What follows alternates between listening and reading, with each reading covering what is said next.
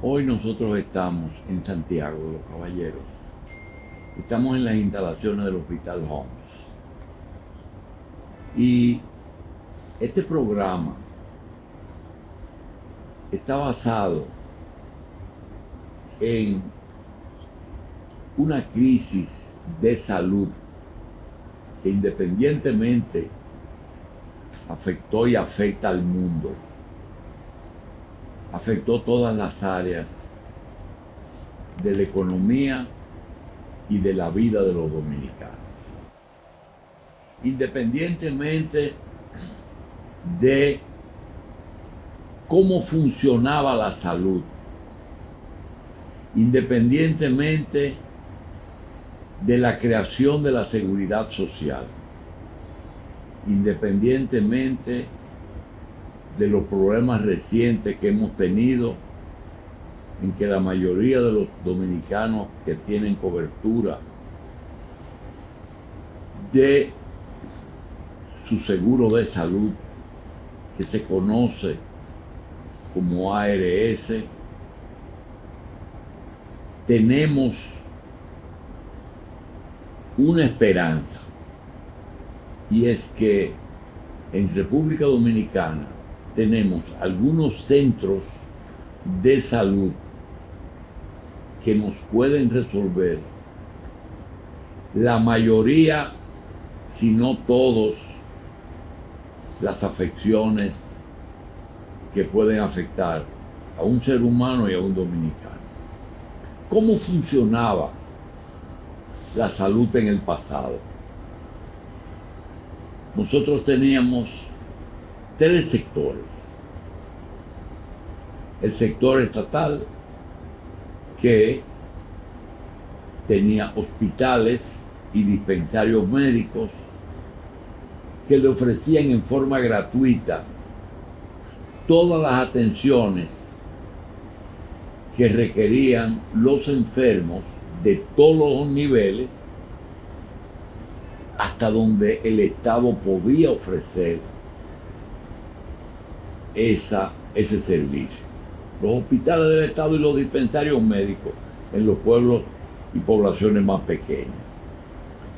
Tenía una Caja Dominicana de Seguros Sociales o Instituto Dominicano de Seguros Sociales, que se encargaba de darle una cobertura de salud a los trabajadores mediante el pago de un 10% de su salario, que pagaba el 7% el trabajador y el 3% el patrón. La mayoría de los afiliados al sistema de seguro social eran empleados de las empresas de Trujillo y del Estado, específicamente de lo que era el Instituto Azucarero. Por tanto, el sector privado tenía menos afiliados que el sector oficial, porque lo de Trujillo se llamaba sector oficial. Esa situación hizo que el sistema vivía en crisis constante, y el único lugar en que se preservó como un hospital más o menos completo fue el Hospital Salvador Begotier.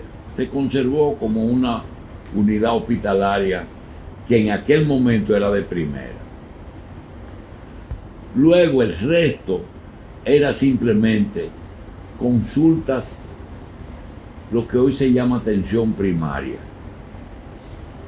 consultas y referencia al Gautier, y algunos hospitales que en algunas provincias como Santiago, Romana, San Pedro, tenía centro de referencia. El otro sector era el sector privado. ¿Qué era el sector privado?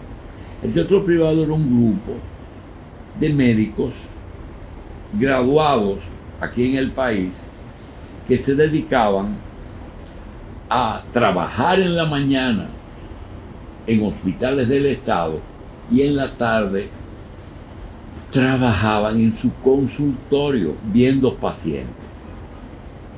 En ese momento, algunos de esos médicos decidieron poner una clínica. ¿En qué consistía una clínica? Alquilar una casa, colocar una cama, unas camas, y una de las habitaciones adaptarla, ponerle una lámpara de techo, una mesa de operaciones, un aire acondicionado, unos tanques de oxígeno, un aparato de anestesia, y esa era la sala de operaciones. En esa clínica no existía ningún médico empleado, era del propietario y él ofrecía lo que decía el letrero: cirugías, partos, niños. Y esa era la historia de la medicina privada en República Dominicana. Posteriormente, esos médicos se dedicaron a alquilarle espacios en su clínica a otros colegas, en interés de que esos otros colegas pues tuvieran ocupada la clínica. Esos eran los tres sectores que nosotros teníamos. La medicina privada, que era por la tarde; la medicina oficial, que era hospitales y dispensarios; y la Caja Dominicana de Seguro Social. Eso ocurrió hasta que el Seguro Social también daba una cobertura que era una especie de pensión que se llamaba accidentes de trabajo. Es importante porque cuando el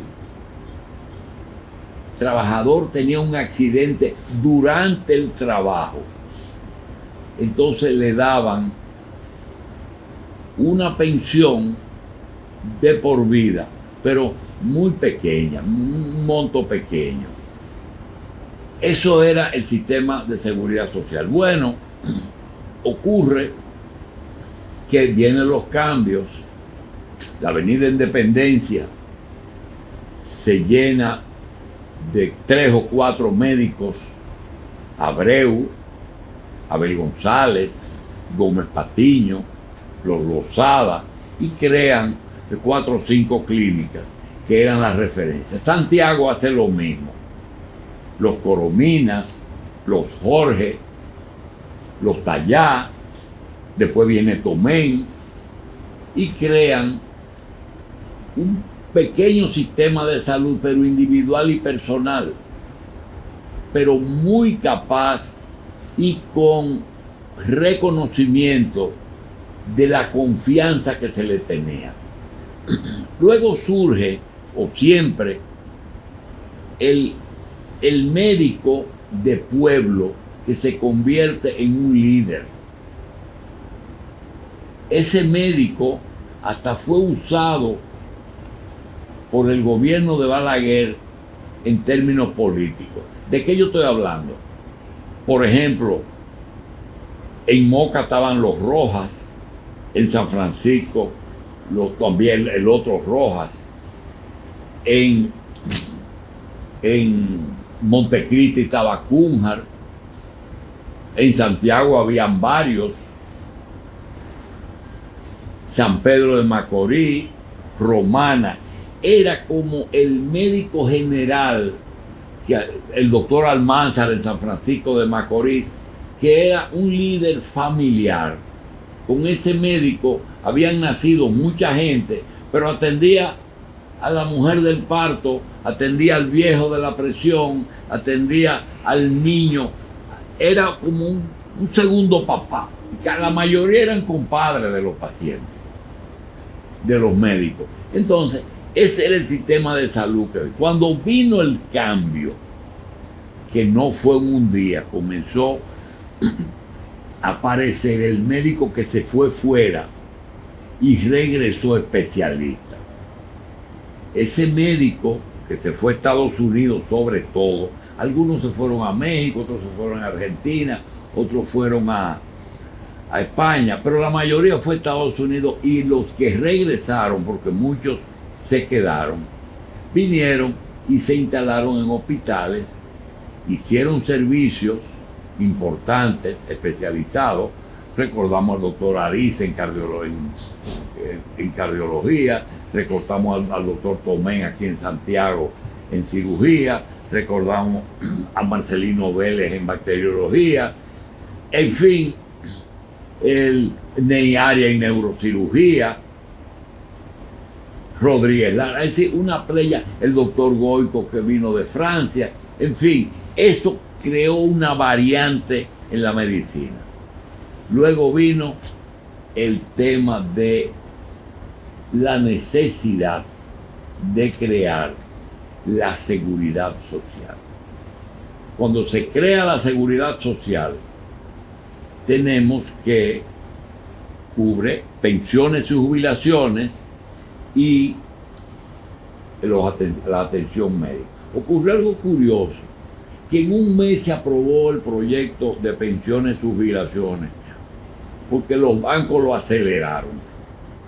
Sin embargo, para aprobar el proyecto de atención de pacientes, se cogió como 3 meses.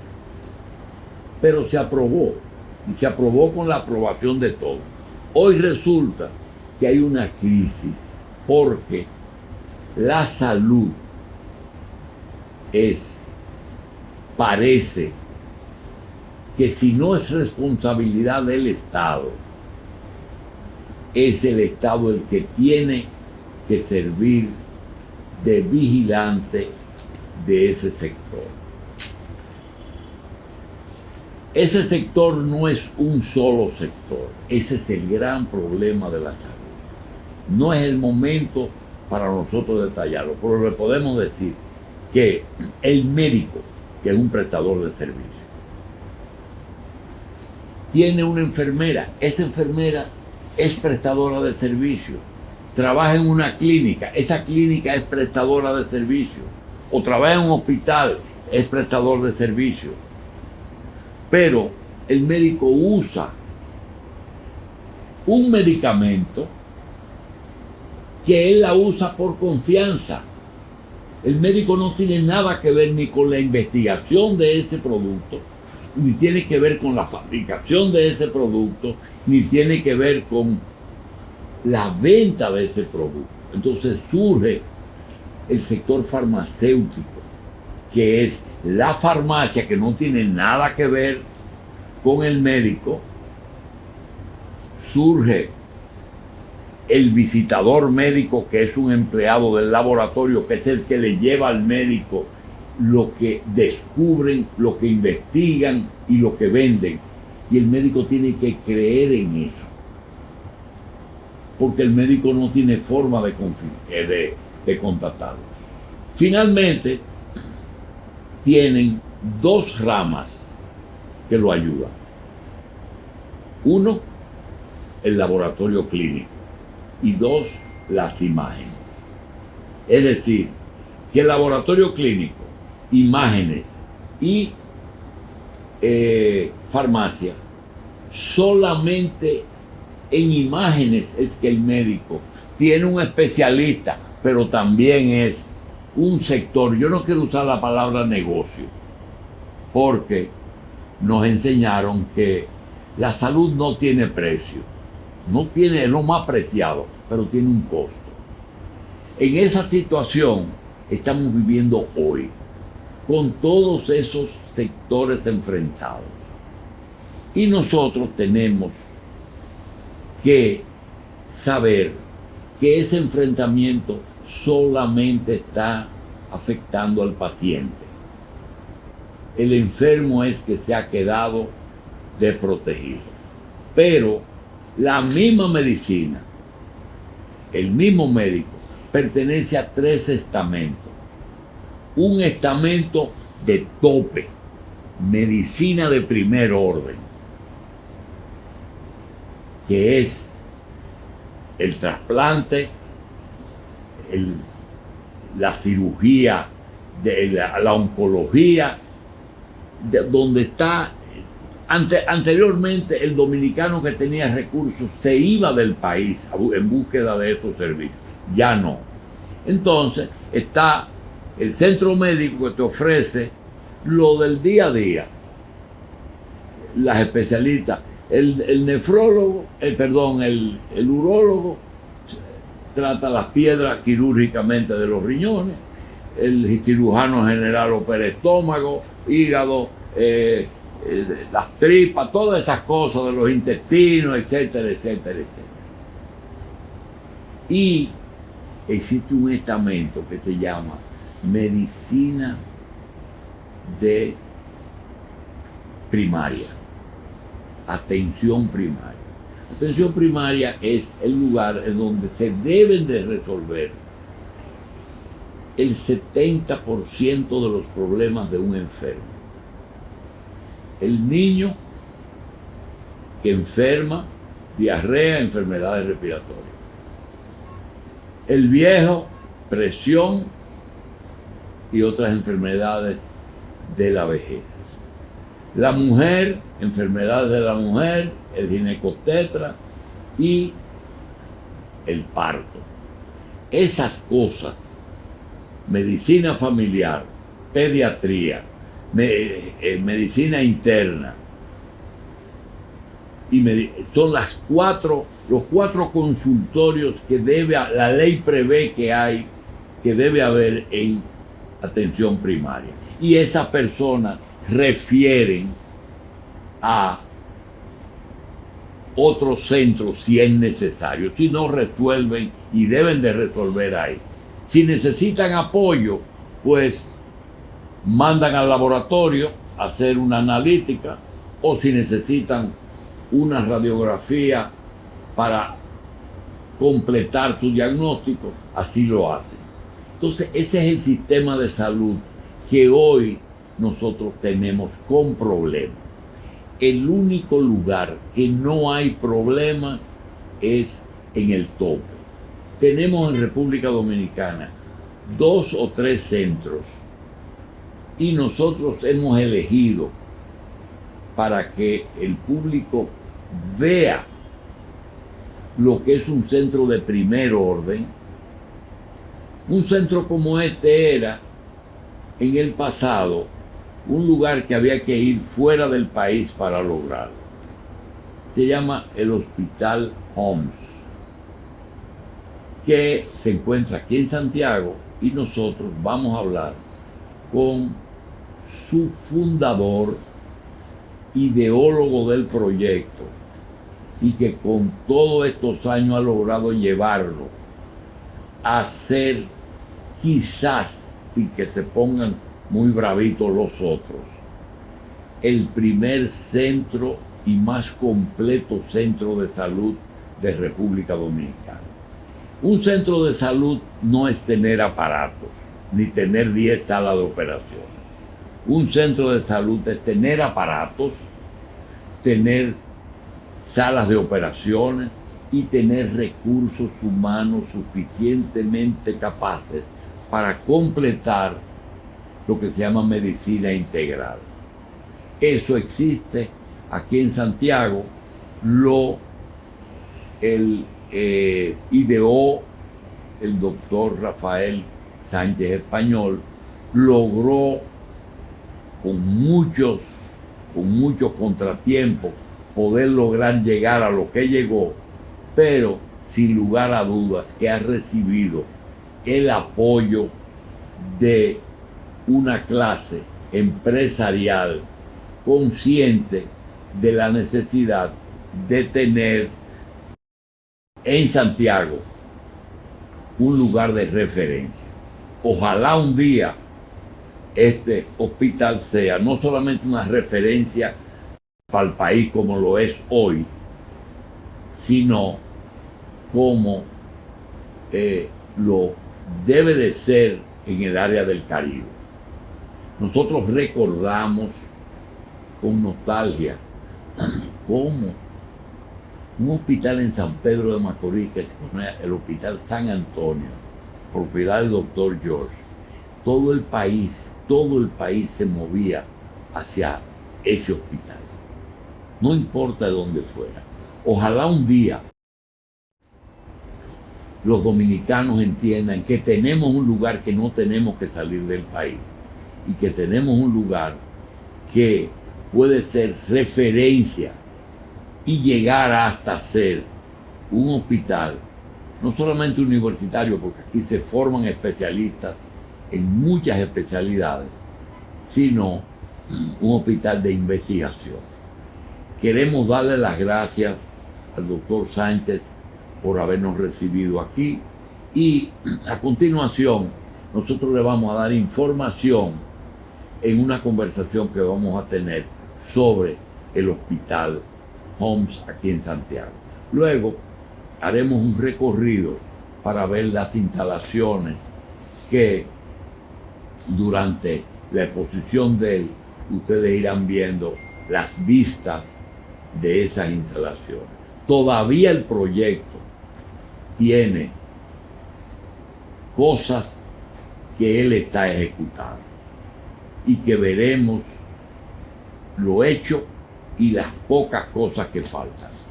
Vamos a una en el Hospital Homs de Santiago y agradecemos al doctor Rafael Sánchez Español habernos recibido aquí en el hospital. Vamos a conversar con él sobre esta obra hospitalaria.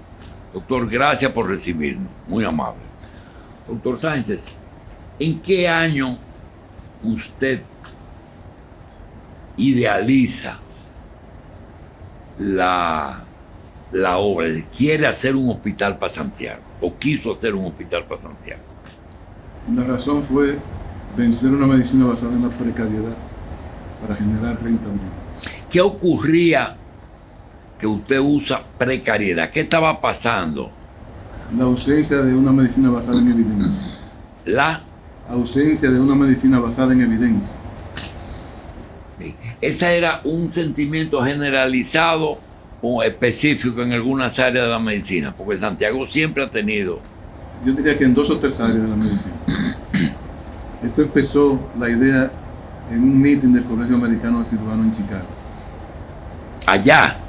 En ese meeting yo me reuní con unos colegas y les dije que tenía prácticamente los planos hechos de un hospital. Y así conseguí inicialmente el grupo de médicos que yo le llamé el núcleo forjador del hospital. Y empezó la idea a caminar, a ser apoyada, y partimos hacia localizar un sitio en Santiago que fuera en las afueras de la ciudad para tener capacidad de crecer. Hay algo que se dio en el caso de usted y del Homs, y es que no cometieron el error de iniciar el proyecto con una sociedad de médicos, porque el médico es bueno atendiendo al paciente, pero cuando el médico tiene que incursionar en inversiones, en negocios, tiene un comportamiento un poquitito diferente. ¿Qué lo hizo no acudir a un grupo de médicos y acudió primero a un grupo de empresarios? Inicialmente yo acudí a un grupo de médicos que le llamamos el núcleo. Y después de explicar el proyecto, compramos el solar y empezamos a hacer los planos. La compañía constructora del hospital se llamaba ECOP y la dirigía el ingeniero Eduardo Estrella. Entonces, eso siguió caminando y el proyecto empezó con la instalación del letrero en diciembre, el 23 de diciembre del año 99.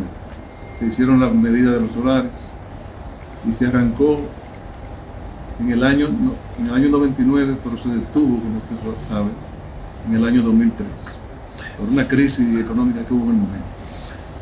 Doctor, no es el momento para hacer un reconocimiento al doctor Sánchez Español, que es Vox Populi, que fue el ideólogo y el que durante todos estos años logró esta obra. Pero en ese trayecto, ¿qué personas usted quiere hacerle un reconocimiento porque lo ayudaron a cargar pesado en este trabajo? Hay una persona que influyó mucho apoyándome en los conceptos de la idea del hospital, que fue Monseñor Agripino Núñez Collado, que en paz descanse. Él no solamente fue socio del hospital por la Ocamaima, sino que participó en el Consejo de Administración. Después los empresarios. Estos empresarios que vamos a ver en un ratito, ¿son empresarios o son instituciones que se asociaron aquí? ¿Qué instituciones lo apoyaron, además de Ucamaima? Me apoyó la Corporación de Zona Franca, Ya. el aeropuerto, la Ucamaima invirtió como accionista. 3 empresas. Bien. Pero dentro de ellos, obviamente ha habido quienes más han participado apoyando el hospital, por razones que no vienen al caso, sencillamente porque uno tiene más recursos o está más identificado con la idea. Aquí lo más difícil fue vencer el escepticismo, pero gracias al aporte de los empresarios se logró terminar el proyecto.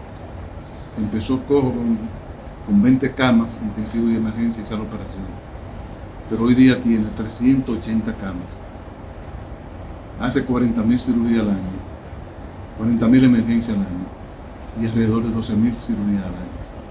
O sea, estamos en un proyecto que arrancó en el año 2008. Ustedes tienen más de 1.000 emergencias diarias. Nosotros tenemos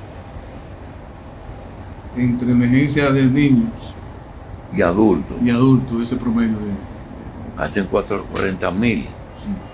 Doctor, algo que quizás no sea agradable mencionar, pero desde el año 96, 97 que se inició esta obra, los gobiernos que hemos tenido de Leonel, Danilo, Hipólito y ahora Abinader, han entendido el proyecto.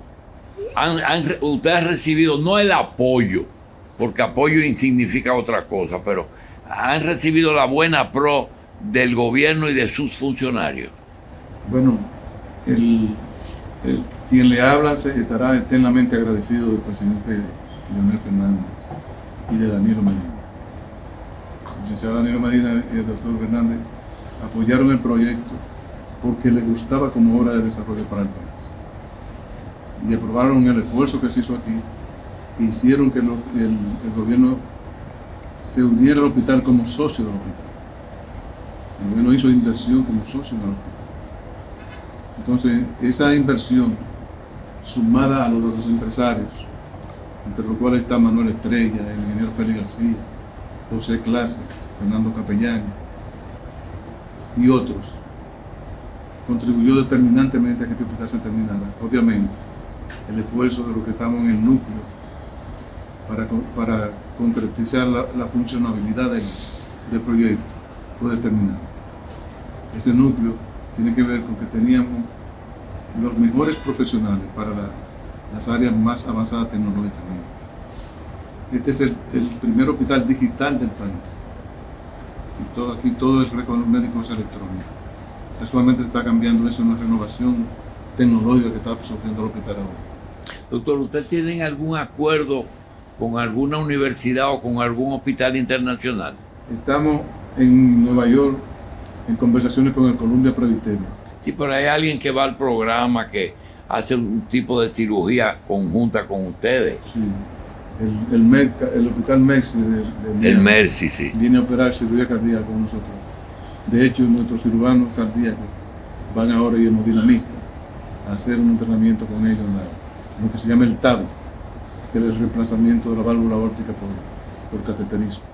Doctor, hay un problema que confrontan mucha gente en 2 áreas, en la docencia y en los recursos humanos. Ustedes han podido lograr que Santiago ya sea un lugar en que el especialista se sienta seguro en ejercer, porque a veces el especialista no le gusta irse fuera de la capital porque teme que no hayan pacientes suficientes o que no tenga un ambiente agradable de colegas que puedan hablar el mismo idioma. me refiero a especialistas para poder lograr lo que ustedes han logrado. ¿Qué cosas, qué incentivos se le dan a esa gente para tener los mejores aquí? Yo conozco la mayoría de los hospitales del país, público y privado. Y conozco alrededor de 10 países con hospitales donde busqué influencia para este. O sea que yo he sido un ratón de hospital. En la historia de este país no ha habido nunca las condiciones de trabajar para los médicos que hay en este hospital. Y se lo dice un médico que tiene 43 años como cirujano, que he escalado los diferentes niveles de atención y puedo asegurar eso con humildad o sin estridencia. Sencillamente el esfuerzo que se ha hecho aquí lo vale. Como los otros días, una anécdota, un ortopedista de aquí está haciendo una cirugía ortopédica de rodilla y durante el acto quirúrgico se marea y cae. El quirófano está en la segunda planta y la unidad de cuidado intensivo está en el piso 2. Duró 5 minutos y que le hicieran un cateterismo, le dilataran la arteria, le pusieron un stent y él hoy está operando. Ese es un ejemplo de la seguridad que el hospital le aporta al profesional para que su medicina sea exitosa. Ese es el primero de el cuerpo médico profesional de este hospital está orgulloso del hospital y la mayoría están trabajando con entusiasmo. Doctor, yo quiero revisar un poquito los diferentes servicios. Por ejemplo, emergencia. Una persona llega a emergencia. Mucha tradición hace que el paciente que llegue a emergencia es fuente de ingreso del hospital, pero en la medicina moderna se trata de resolver primero en atención primaria y luego en emergencia. Esa emergencia es una emergencia que está preparada, por ejemplo, para un dolor de pecho, ponerlo en observación, dejarlo un tiempo y de ahí saber si se interna o se va. El hospital hace un mes, recibió la acreditación por Acreditación Canadá. Y los protocolos y procesos están debidamente ubicados en cada departamento. Esa emergencia usted la conocerá ahora cuando venga el tour por el hospital. Y se dará cuenta que tiene un quirófano, una unidad de dolor de pecho y 14 camas adicionales para neurotrauma y esas cosas. Es una emergencia completa que tenemos la obligación de duplicar. Bien. Y eso está entre los planes del hospital. Otra cosa que generalmente entra por emergencia, que es la unidad de trauma. Ortopedistas, cirugía, prótesis y rehabilitación. El proceso completo. ¿Lo tiene el hospital? Totalmente. Pasaremos por allá para que usted vea la área de trauma y recuperación, la unidad de cuidado intensivo que permanece continuamente llena. De hecho, tenemos que ampliarlo, eso está en los planes de 2023. Usted comprobará por sus propios ojos lo que le estoy diciendo y se va probablemente a sorprender de la avanzada tecnológica que tiene el hospital. Nosotros no queremos ser mejor que nadie, sino mejor que nosotros mismos.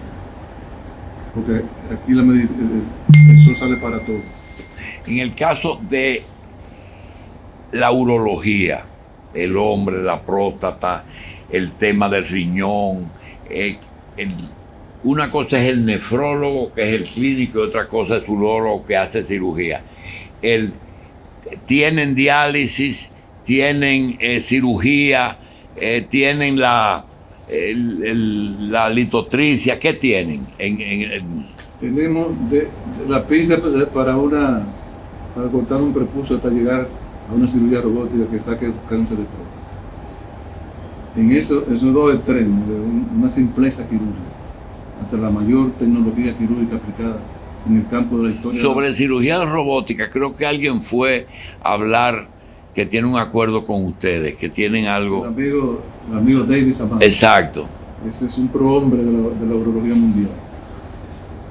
El hospital tiene como lema importar conocimientos. Si usted trae aquí un especialista que tenga un nivel alto y comparte con nuestros médicos lo que ellos tardan en aprender lo que él sabe, baja de 10 años a un año. Esa importación del conocimiento se aplica en cirugía cardíaca, se aplica en hemodinámica, se aplica en cirugía robótica y así sucesivamente. O sea, nosotros aquí desarrollamos servicios, no creemos mucho en la medicina individualista. Okay, doctor, las dos causas de muerte que todavía persisten, cáncer y corazón, servicio de cardiología y servicio oncológico, ¿qué tiene el HOMS? El servicio oncológico tiene la tecnología más avanzada que hay en radioterapia. Y tienen los especialistas para tratar radiocirugía que se va a imponer aquí pronto. Además de eso, es un hospital de día donde se dan atención a los pacientes oncológicos que han sido operados o que son tratados por leucemia. Ahí hay de todo. O sea, es un hospital que se caracteriza por dar un servicio completo de oncología. Y esa es la visión del hospital, o sea, desarrollar servicios de cáncer, una de las principales causas de muerte. Servicio cardiovascular, usted verá la unidad de cirugía cardiovascular ahorita. Está completo desde la consulta del cardiólogo hasta la cirugía cardíaca. ¿Se hace extracorpóreo aquí? Sí, claro. Aquí se hace 150 cirugías cardíacas abiertas al año. Pero cirugía con la máquina extracorpórea. La máquina extracorpórea y sin la máquina extracorpórea. Y hace implante de válvulas. Claro. El implante de válvulas después de los puentes ortocoronarios es la segunda causa, sobre todo válvula aórtica. Doctor, en el caso de la mujer tiene todos los servicios en este hospital. Todos. Una unidad de cuidado intensivo neonatal, una sala de parto ejemplares con toda la tecnología que le facilita al hospital para que sea un departamento de avanzada. Nosotros nunca estaremos satisfechos, pero estamos conformes con lo que se ha logrado y con lo que se ha definido. El hospital ha tenido ya una imagen reconocida como una marca en el país e internacionalmente. Y sí, eso solamente, disculpe, podemos hacerlo si presentamos con evidencia clara qué es lo que tenemos. Doctor, se habla de geriatría como una especialidad, pero el viejo necesita todos los especialistas. Vamos a hablar de geriatría. ¿Tiene la persona de la tercera edad suficiente cobertura aquí adentro? Es decir, ¿tiene todos sus problemas resueltos un viejo aquí en el hospital? Totalmente. Desde la geriatra hasta el intensivista, el electrofisiólogo, el ortopedista, el especialista de la columna, el especialista en trauma craneoencefálico, el neurocirujano radiológico, el neurólogo fisiológico, todo.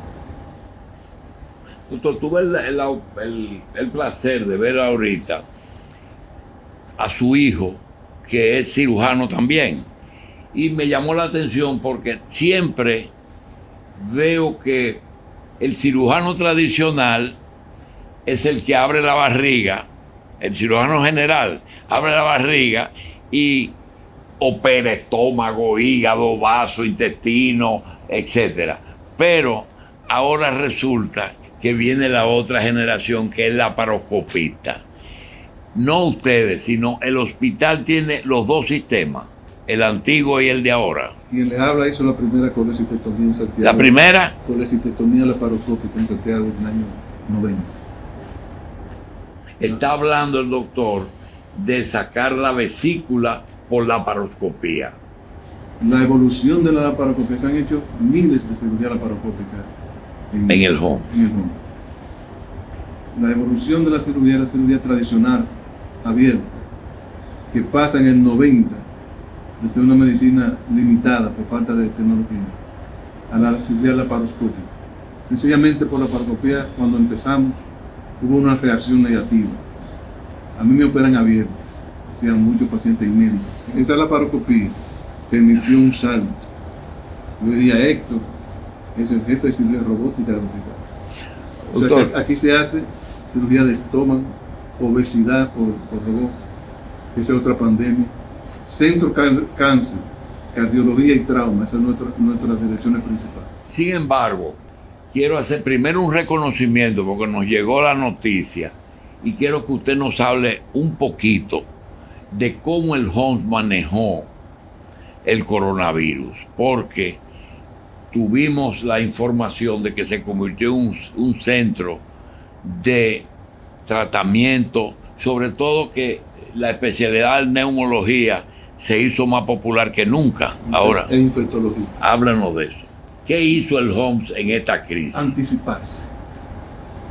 Cuando vimos que se anunció que en China surgió un brote. Si ustedes no dudaron en abrir la unidad.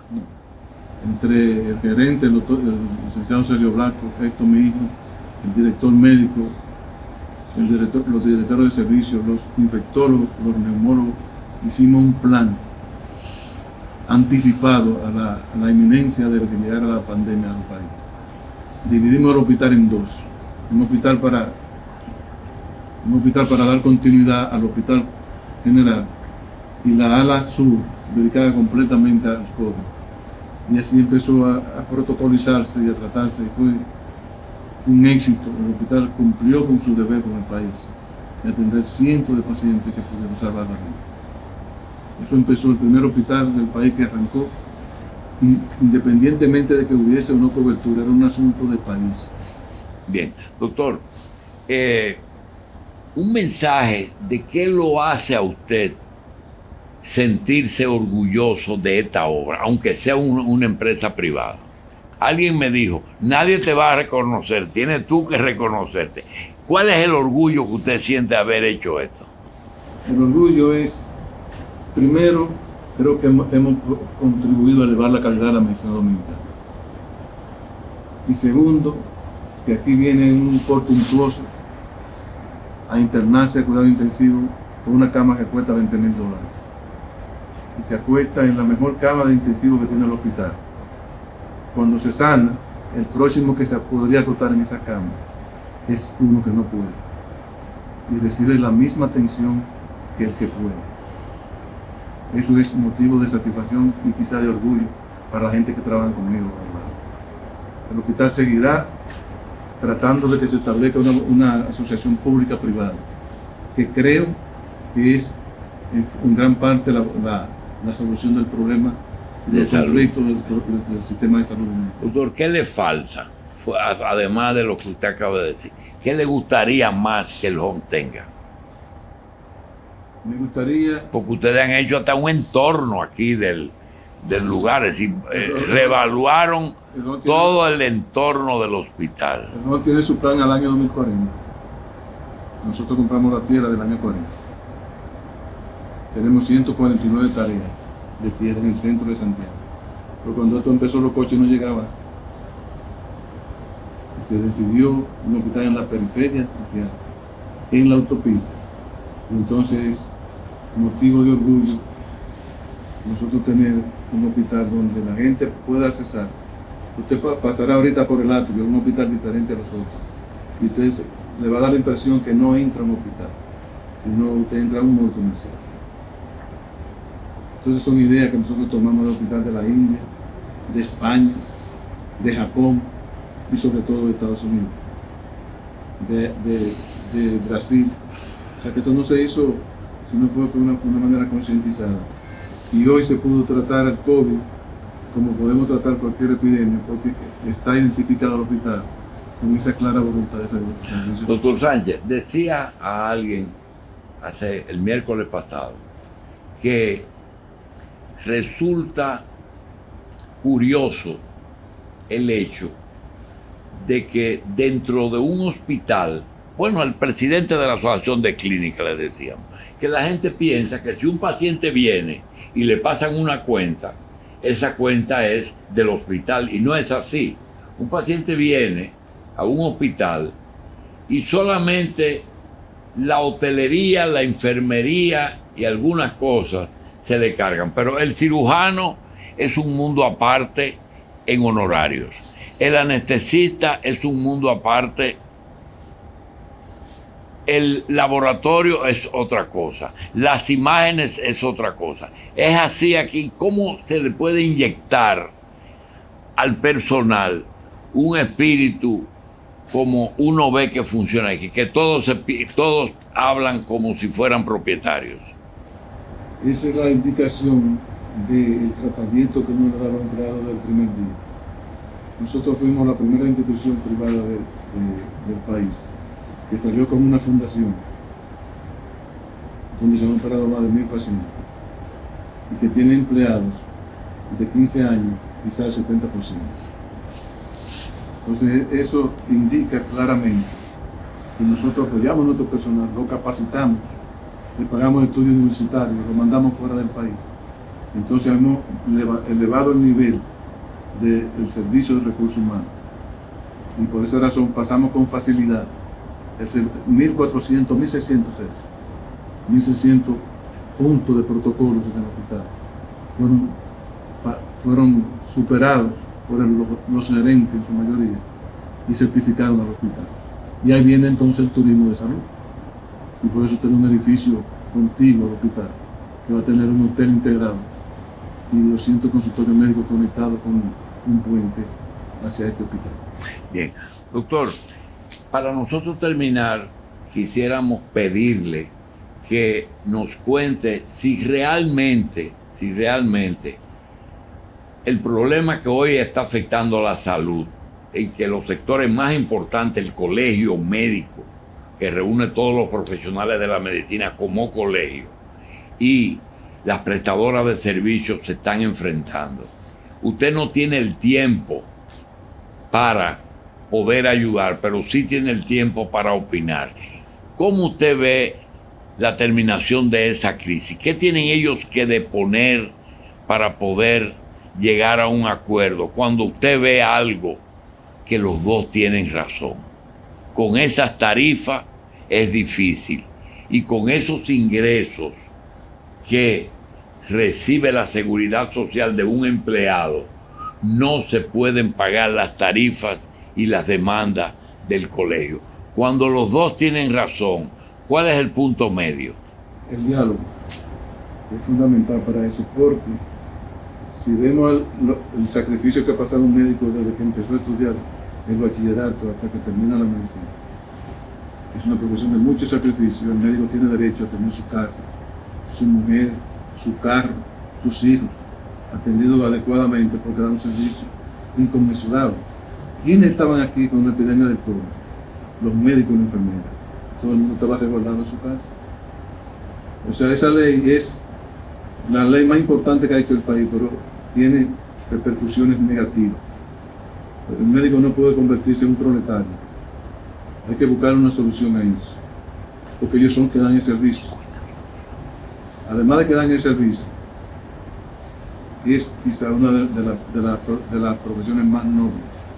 Lo otro es que el sector empresarial, los seguros, la ARS, tienen de alguna manera que cooperar, reduciendo un poco la ganancia, y el gobierno intervenir para solidificar, junto con la enfermera, la función sin estrés del médico que viene a trabajar con un problema en su casa. Bien, doctor, le queremos dar las gracias. Naturalmente, señores, solamente hemos visto una parte y hemos hablado de una parte del home, pero suficiente para darnos cuenta de lo que significa un centro de salud completo